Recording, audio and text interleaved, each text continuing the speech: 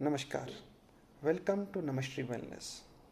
In the last video, we talked about what is health, and we talked about different types of bodies: our physical body, mental body, and energy body, and how to bring these different bodies into their natural state through yoga. Today, we'll talk about different dimensions of body, and there are tools to bring these things to its natural state. So, if we look at any body, there are four basic dimensions associated with it. One is physical, second is mental, third is emotional, and fourth is energy. These are the four dimensions which plays a critical role in anybody's life. So whatever the events happens in anybody's life is a manifestation of these four dimensions. So in order to cater to these dimensions, there are four different forms of yogas. One is Karma Yoga, second is Jnana Yoga, third is Bhakti Yoga, and fourth is Kriya Yoga. Karma Yoga basically caters to the physical sense of the word. It is a path of action, right?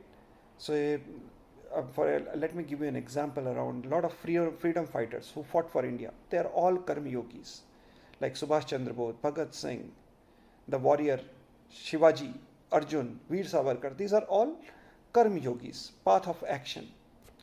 Now, second thing is Jnana Yoga. Jnana Yoga is the path of knowledge or wisdom. It is related to our mental body and our mental existence.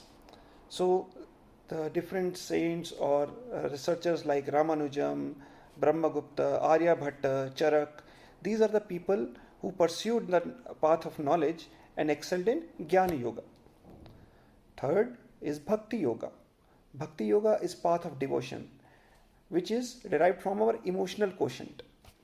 And there are great sages like Ramakrishna Paramhans, Surdas, Tulsidas, Mirabai, Prabhupada from ISKCON. All these people have excelled in the path of Bhakti Yoga. And the last but not the least is Kriya Yoga. Kriya Yoga is path of energy, right? To harness the energy or to manifest the energies or to direct the energies. So the great saints who actually lived this path is Lahari Mahasaya in modern times, Yogananda Paramahansa, and many more. And there are other people who actually used all these four dimensions together, all these four paths of yoga together, and created well-being not only for themselves, for the rest of the world.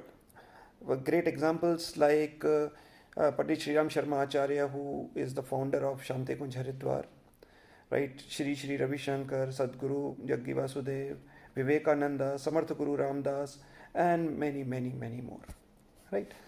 So let us try to understand a little bit of history about the yoga tradition.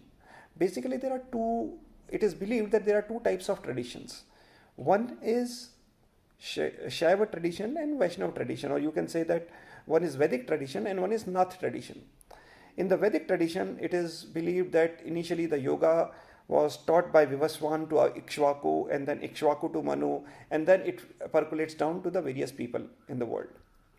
But in the Nath tradition, it is believed that initially the yoga was taught by Shiva to Parvati, from Parvati to Guru Matsyendranath, from Guru Matsyendranath to Guru Gorakhnath, and to the disciples, and so on and so forth.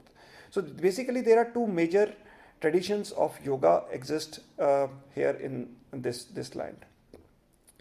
But very good thing happened in the path of yoga around 2500 years ago, where Patanjali consolidated all these different branches of yoga and consolidate under Ashtanga Yoga Sutras.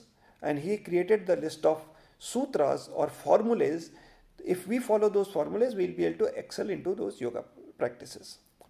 So I think we'll end this video at this point of time. In the next video, we'll talk more about Patanjali Yoga Sutras and how those Yoga Sutras are actually making changes and helping us to progress in that life. Namaskar.